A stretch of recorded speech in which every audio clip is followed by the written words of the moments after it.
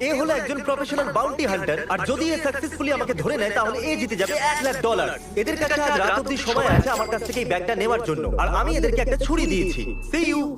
এটা কি মানে? চলো চলো বাই গাইস। চলো গাইস, আমাদের কাছে এই ছুরিটা আছে।